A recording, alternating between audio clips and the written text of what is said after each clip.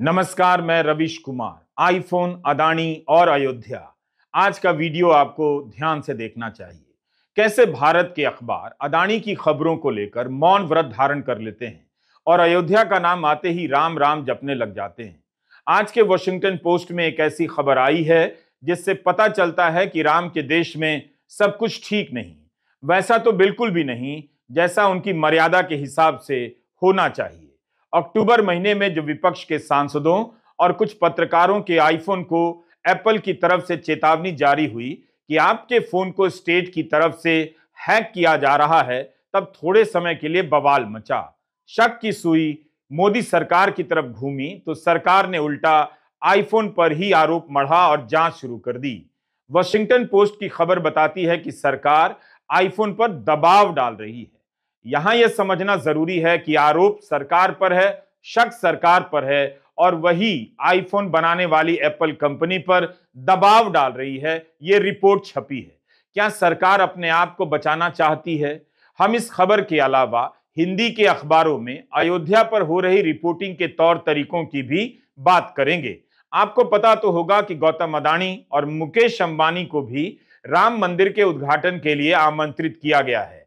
क्या Washington post में जो खबर आई है उसका कवरेज भी अयोध्या के कवरेज की तरह होगा?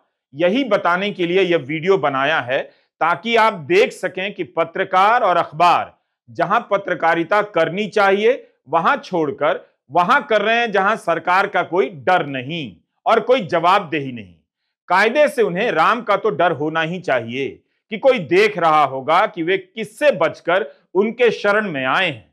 अयोध्या का कवरेज होना चाहिए, लेकिन अयोध्या के बहाने अदानी से जुड़ी, सरकार से जुड़ी बड़ी खबरों को गायब कर देना यह सब बता रहा है कि हम कुछ कहने के अंतिम दिनों में अब सांस ले रहे हैं। पीछा करते करते सरकार का साया ही अब सरकार बन चुका है। जैरिशी और जोसेफ मैन की यह रिपोर्ट और इसमें इस्तेमाल इस तस्वीर को देखिए, समझिए। प्रधानमंत्री एक तरह से एप्पल को अंगूठा दिखाते प्रतीत हो रहे हैं। आपको याद होगा अक्टूबर महीने में कई सांसदों ने ट्वीट किया कि आईफोन की तरफ से उन्हें वार्निंग आई है कि आपके फोन को राज्य की तरफ से टारगेट किया जा रहा है। इसका यही मतलब हुआ कि सरकार की तरफ से कोई फोन हैक कर रहा है, जासूसी कर रहा है। वॉशिंगटन पोस्ट की यह रिपोर्ट कहती है कि जवाब में सरकार अब एप्पल को ही टारगेट करने लगी है। एप्पल की सिक्योरिटी पर ही सवाल उठाकर जांच के आदेश दिए गए। इससे पता चलता है कि मोदी सरकार के आलोचकों को कितना कुछ झेलना पड़ता होगा और मोदी सरकार कहां तक जा सकती है कि वह फोन हैक कराने लग जाए। 23 अगस्त को ओसीआरपी ने अदानी समूह को ईमेल भेजकर अपनी रिपोर्ट पर प्रतिक्रिया मांगी और यह रिपोर्ट काफी छपी थी, आप जानते हैं। आरोप था कि उनके भाई ने सेबी के कानूनों का उल्लंघन कर लाखों मिलियन डॉलर का कारोबार किया, फायदा कमाया। इस रिपोर्ट से पत्रकार आनंद मंगनाले और रवि नायर जुड़े थे। आनंद मंगनाले के फोन की फोरेंसिक जांच एमनेस्टी इंटरनेशनल ने की और उसे वॉशिंगटन पोस्ट से साझा किया है। ईमेल करने के 24 घंटे बाद ही आनंद के फोन में पेगासस पहुंच गया, डाल दिया गया। वही पेगासस जो इस्राएल का सॉफ्टवेयर है और यह कंपनी केवल सरकार को सॉफ्टवेयर बेचने का दावा करती है। अदानी के प्रवक्ता ने इस हैकिंग में शामिल होने से इनकार किया है। उनका बयान इस रिपोर्ट में छपा है। उनका कहना है कि कंपनी को बदनाम करने के लिए यह सब चलाया जाता रहता है और हम खंडन कर चुके हैं। पत्रकार के फोन में जासूसी होने लग जाए, इसका मतलब है कि अब यह फोन जानलेवा हो चुका है। अगर आपको लगता है कि यह सब बड़ी बात नहीं है, अयोध्या में जो हो रहा है वही बड़ी बात है, तब फिर क्या ही किया जा सकता है। 1 साल हो गया हिंडनबर्ग की रिपोर्ट के।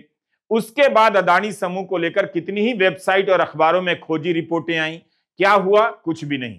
मामूली खंडन के साथ रिपोर्ट छपी और सब छू मंतर।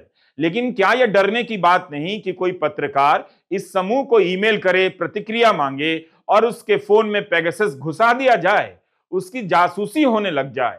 ठीक है, अदानी समूह ने खंडन कर दिया, लेकिन क्या खंडन कर देने से सारे सवालों के जवाब मिल जाते हैं?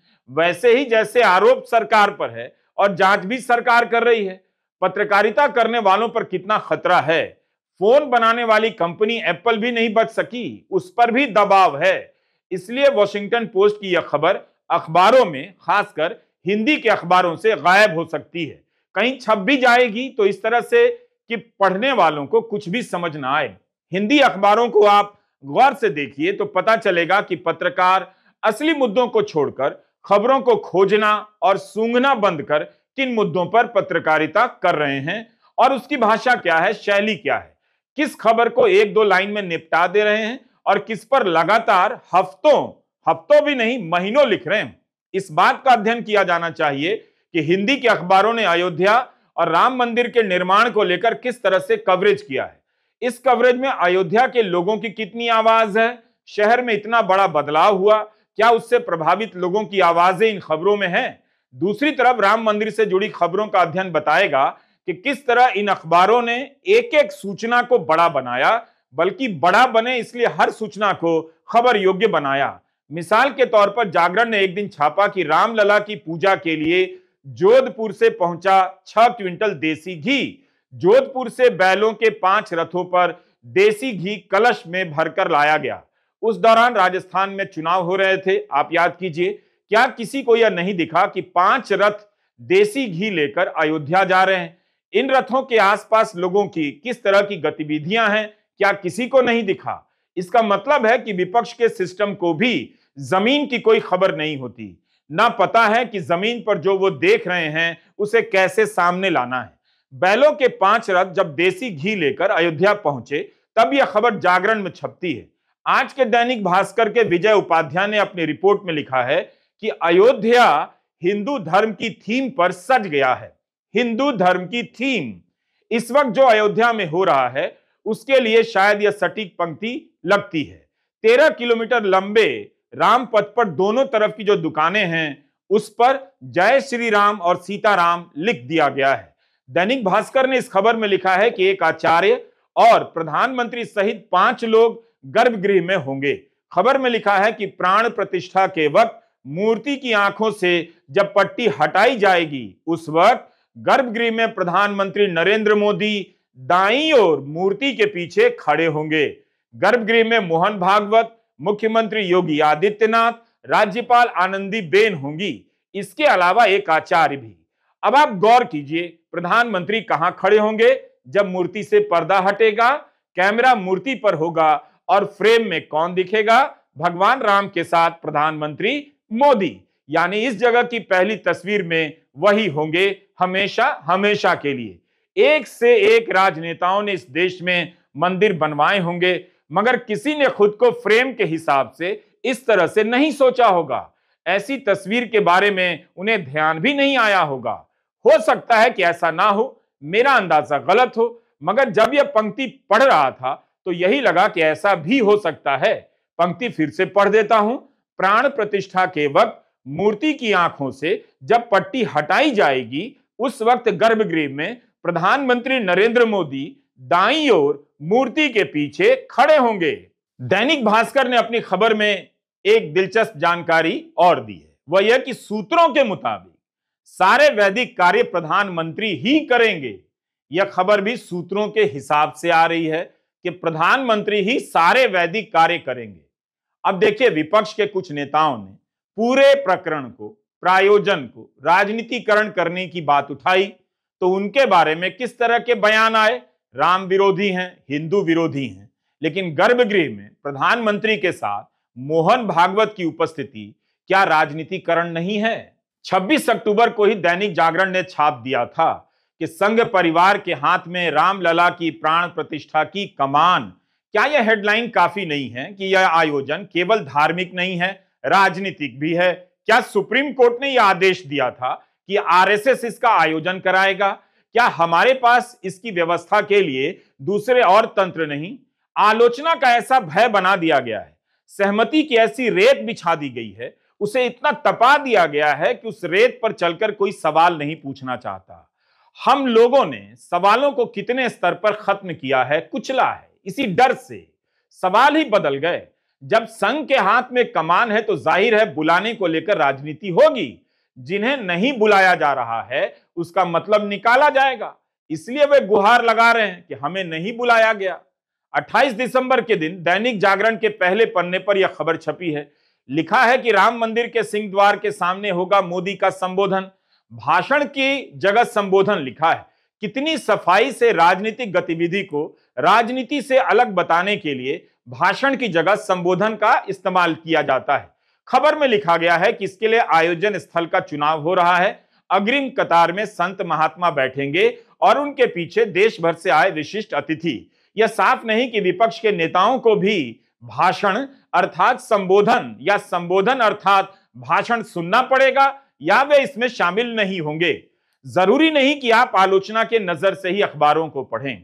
वैसे तो आज के दौर में कुछ भी लीक से हटकर पढ़ने को आलोचना, देश विरोधी, धर्म विरोधी कह दिया जाता है। तब भी आपको इन खबरों का अलग से अध्ययन करना चाहिए। देश का मानस कैसे बदल चुका है या बदल दिया गया है, इसका ढांचा आपको पत्रकारिता के वाक्यों में नजर आएगा। आपको पता चलेगा कि पत्रकारिता की शब्दावली बदल गई है। नए नए शब्द आए हैं। जैसे हिंदी के अखबार अब शहीद का इस्तेमाल नहीं करते, बलिदानी लिखते हैं। अमर उजाला और दैनिक जागरण में मैंने बलिदानी ही देखा है। यह हमेशा से लिखा जाता रहा है या 2014 के बाद से बलिदानी लिखा जाने लगा, मैं दावे के साथ नहीं कह सकता, मगर अध्ययन करना चाहिए।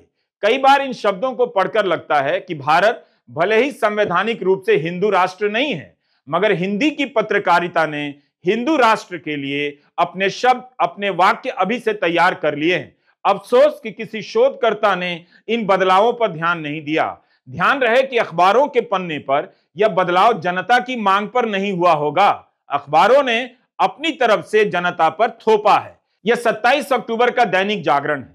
लिखा है, राम जन्म के योग में होगी रामलला के विग्रह की प्राण प्रतिष्ठा। प्रधानमंत्री मोदी करेंगे गर्भगृह में स्थापित। प्रधानमंत्री ने अनुष्ठान में मुख्य यजमान के तौर पर शामिल होने की सहमति दे दी है। शिवाजी का राज्याभिषेक कराने वाले के वंशज कराएंगे प्राण प्रतिष्ठा।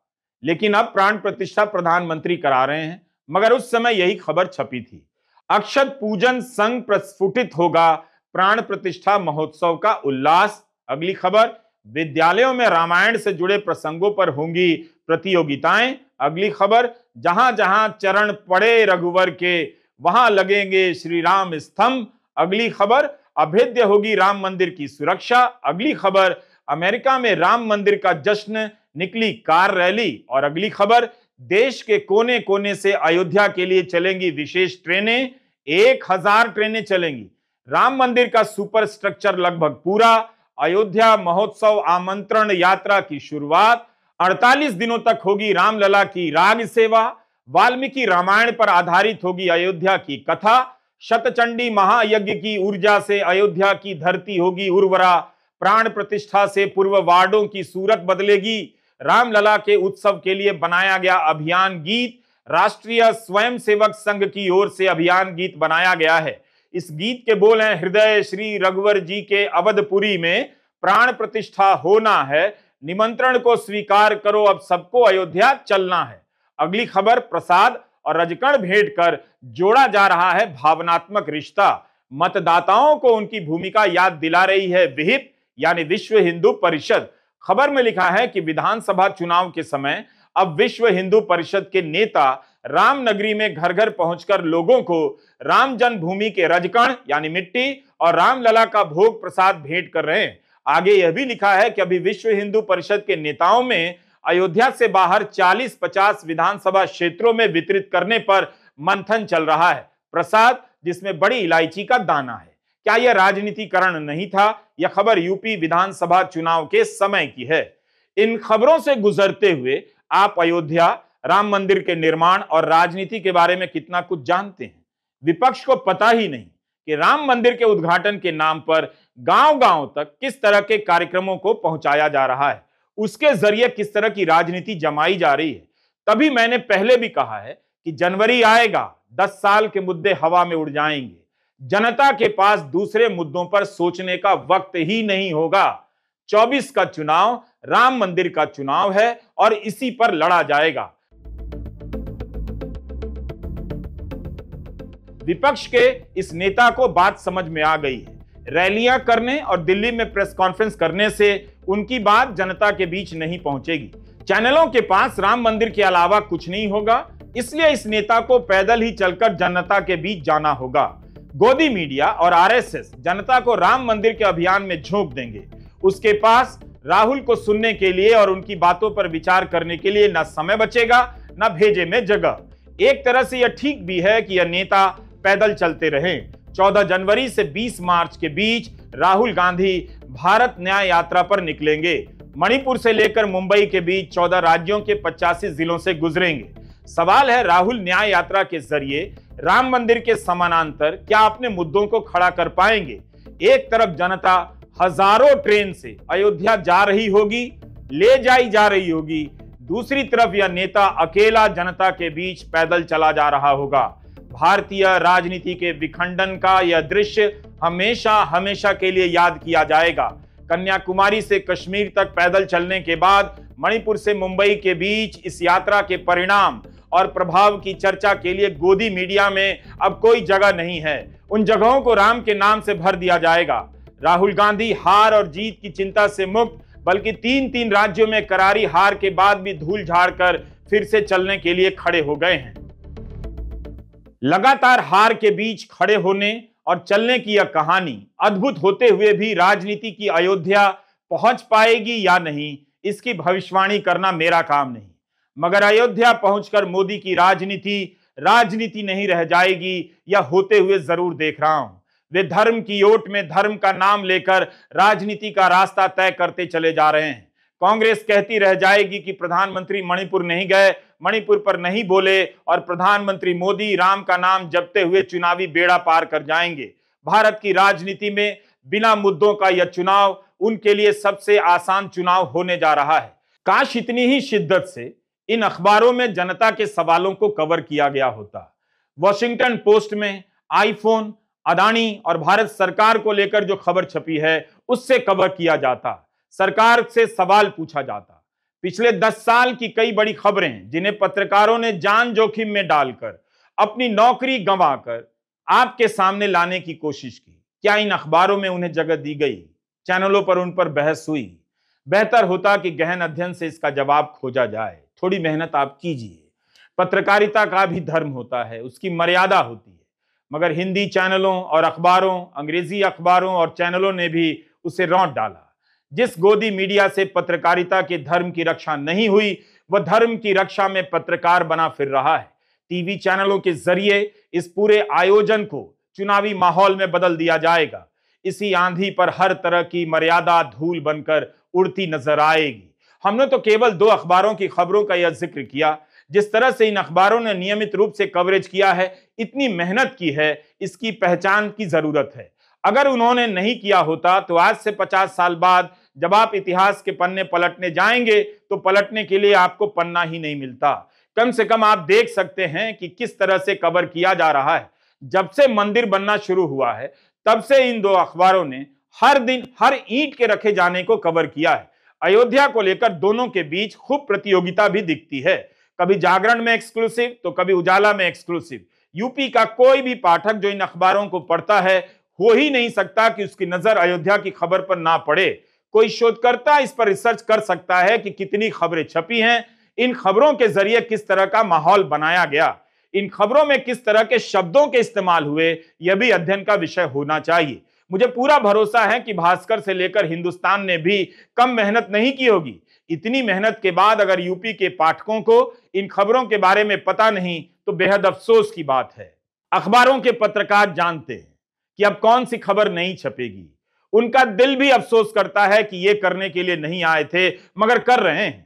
वॉशिंगटन पोस्ट की रिपोर्ट बहुत लंबी है। सोचिए, एक तरफ अयोध्या जगमगा रहा है, दूसरी तरफ इसी देश की पत्रकारिता को अंधेरे में दबोच कर फेंक दिया गया है। अयोध्या की खबरें जानने के लिए आप जागरण और उजाला पढ़ सकते हैं, मगर अदानी की खबरें जानने के लिए आपको वॉशिंगटन पोस्ट पढ़ना पड़ेगा।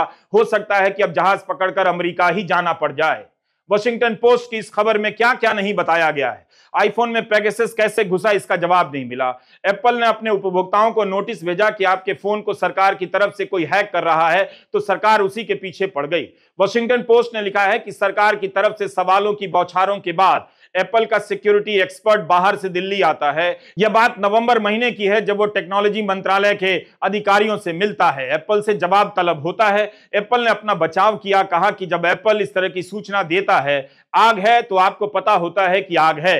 भारत सरकार के इलेक्ट्रॉनिक मंत्रालय ने वॉशिंगटन पोस्ट को जवाब दिया है कि हमने इस मामले में जांच शुरू की है। अभी तक एप्पल ने जांच में मदद की है। सरकार पर आरोप है कि वो फोन हैक करवा रही थी, पत्रकारों सांसदों के फोन की जासूसी करवा रही थी और सरकार ही इस मामले की कितनी गंभीरता से जांच कर रही है। सच तक पहुंचने के सारे रास्ते बंद हो चुके हैं। इस रिपोर्ट में लिखा है कि एप्पल दबाव में है। एप्पल के सामने चुनौती है कि भारत काफी बड़ा बाजार है मगर सामने सरकार है। क्या मोदी सरकार भी इतनी बड़ी कंपनी को बाजार छोड़ने पर मजबूर कर देगी या दोनों मिलकर एक रास्ता चुन लेंगे, समझौते का रास्ता? फिर एप्पल उस वादे का क्या करेगी जो दुनिया भर के उपभोक्ताओं से करती है कि उसका फोन सबसे सुरक्षित है। जो लोग इस भरोसे एप्पल फोन खरीदते हैं, अगर वह भी सुरक्षित नहीं निकला तो इतना पैसा क्यों देंगे? रही बात फोन की, तो क्या किया जाए?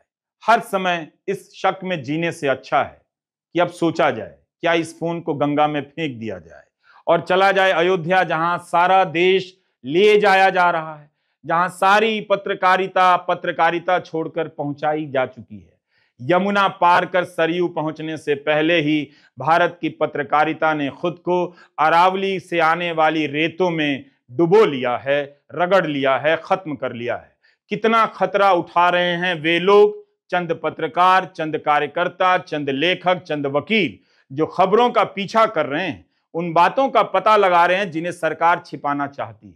उनके फोन की जासूसी हो रही है, जेल का खतरा मंडरा रहा है, फिर भी राम भक्त वो बना हुआ है जो पत्रकारिता छोड़कर अयोध्या में राम राम करने जा रहा है।